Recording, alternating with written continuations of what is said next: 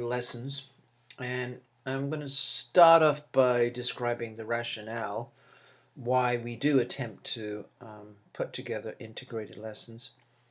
Then I'm going to give you an example of an integrated lesson, and then I'll finish by looking at the grading rubric for the assignment of putting together an integrated lesson.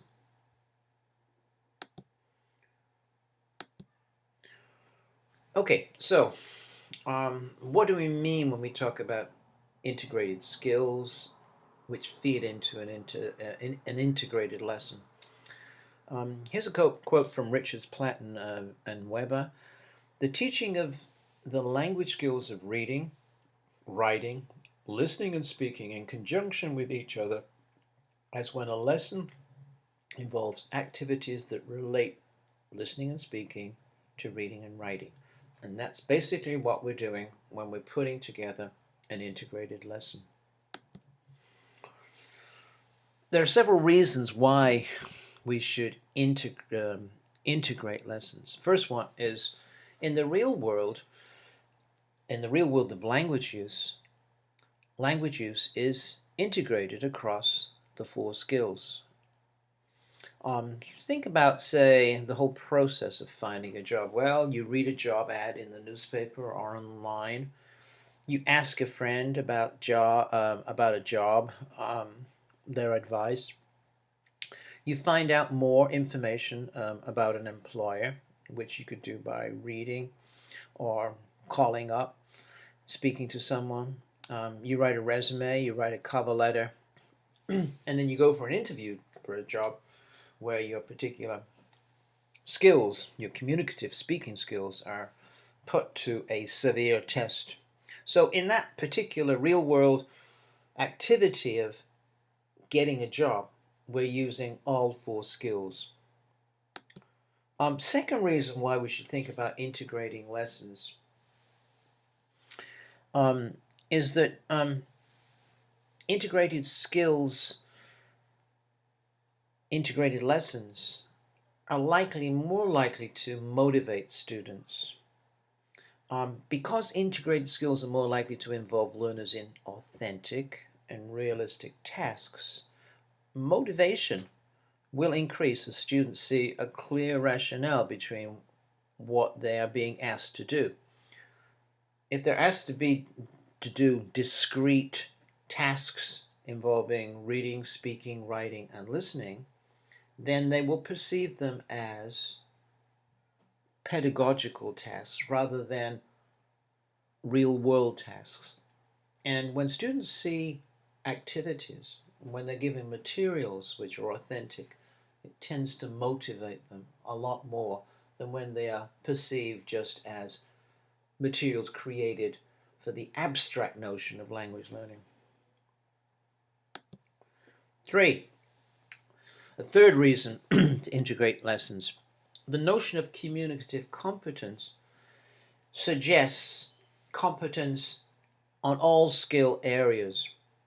So in a second language, competence involves students in effective combined use of skills depending on the nature of the interaction. So if we're going to have communicative competence as a particular goal, then we need to be competent in all the four skills.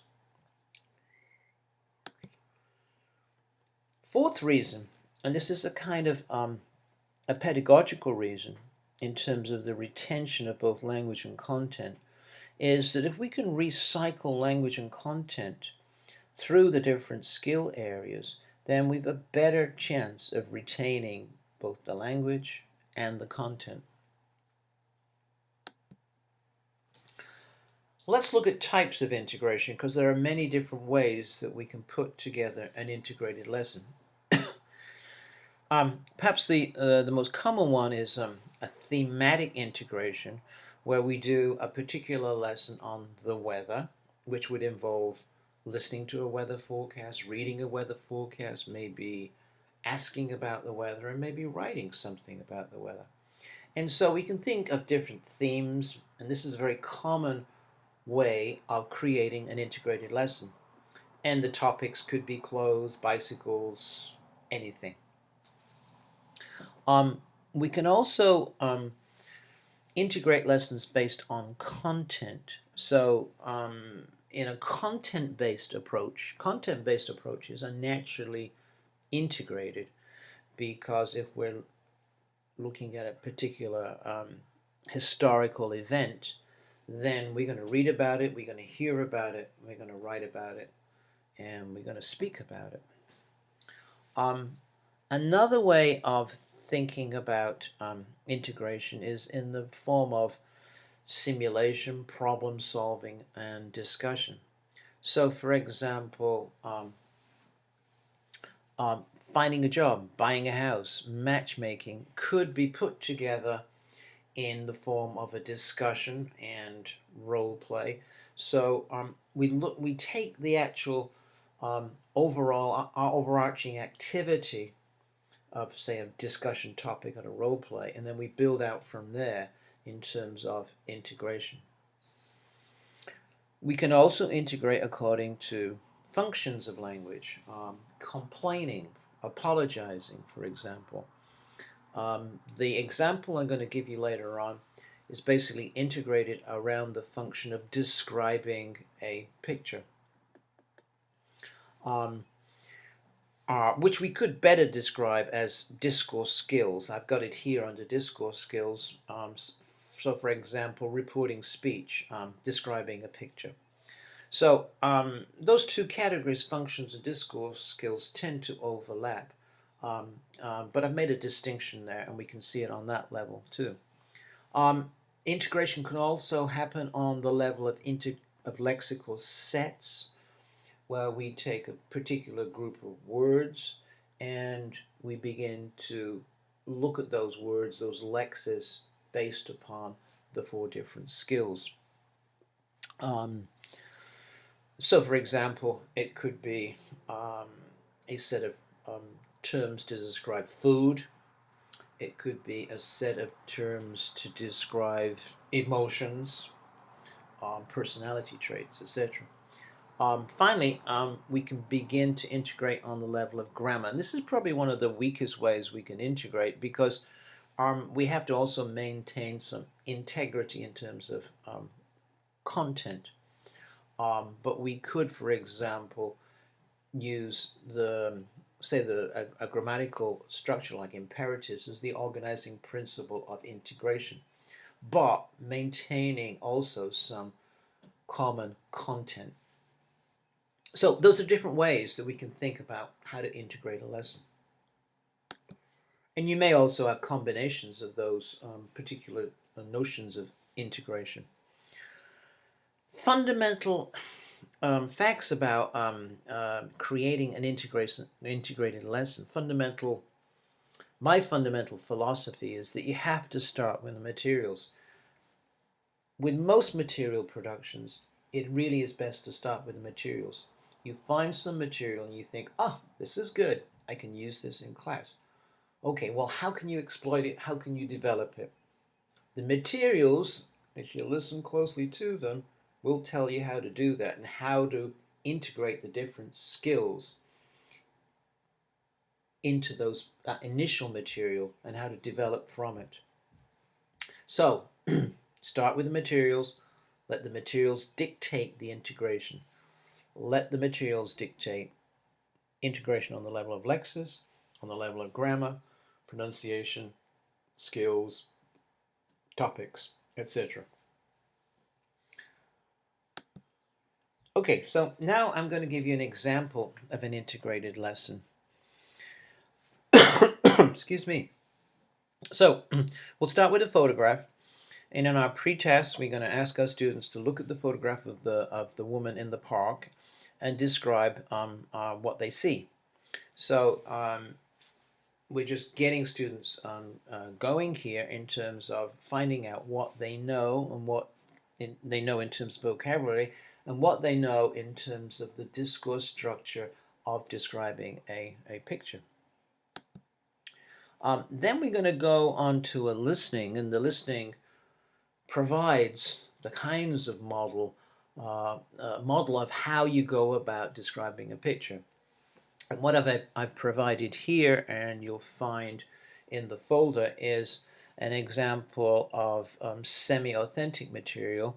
You're probably familiar with Theresa, and so you're going to listen to Theresa describing the picture. Before Theresa described this picture, I asked her to make 5 deliberate mistakes. It's still spontaneous, it's not scripted, but I asked her to make 5 deliberate mistakes. So that's the hook, that's the listening task. So students need to make notes about the mistakes like this. She said the woman was wearing a dress, but she's wearing pants. Okay? So that's the listening part. There's more listening to come, but that's the main listening part of the integrated lesson. Next, we're going to go on to, I'll describe it as a post-task listening and pre-task reading. I've got a different picture to look at. So now I'm going to ask students to look at the picture of a man and woman having a picnic and describe it to your partner. So it's speaking, but we're bridging from the listening to a reading. So now we're going to use that same picture that the students have described to each other, and they're going to read a description of this picture. And again, there are going to be 5 deliberate mistakes in the picture. And again, I'm going to ask students to make notes about the mistakes in the way I described before. Okay. So, you can read this. In the foreground of the picture, you can see 2 people having a picnic. There's a woman on the right and a man on the left, and between them there is a collapsible table. Both the man and the woman are sitting in low-backed folding garden chairs. No, they're not low-backed folding garden chairs. They're kind of high-backed.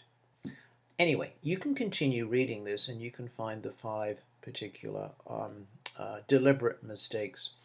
This is a piece of non-authentic material. I wrote it. I can justify it because I've already got some authentic material in terms of the semi-authentic listening.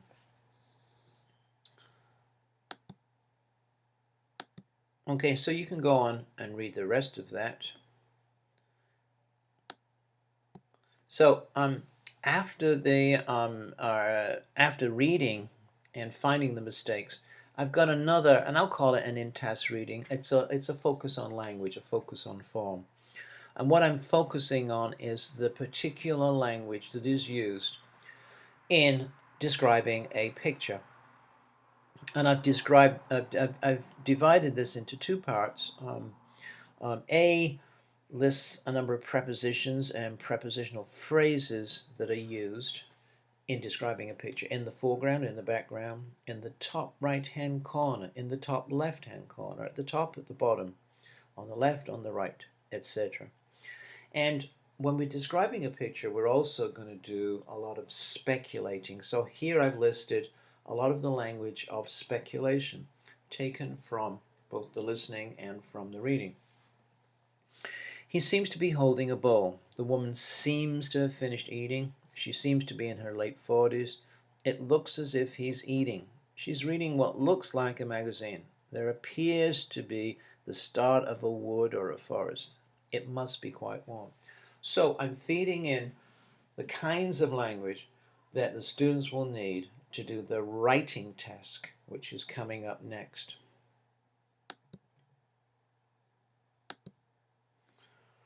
So I've started off by giving them a model or a guided piece of writing.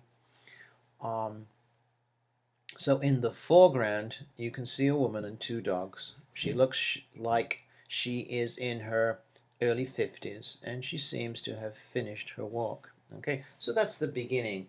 And now I've given them the start of 3 more paragraphs. In the top left-hand corner, you can see he looks like, and I think he must, in the right-hand corner, in the far background. So I'm kind of structuring the writing task, starting off, guiding it And I've also provided the kinds of language I expect to see in this particular writing task. Okay, so we've done all the 4 skills so far, and we can repeat and go back to other skills again. So now they're going to write a description of one of the pictures below, and again they're going to write it with 5 deliberate mistakes. These are new pictures here. This is a second writing task. Okay, and once they've written these particular descriptions, I'm going to divide the students into A and B pairs. Student A should write a description of the top picture, and student B should write a description of the bottom one.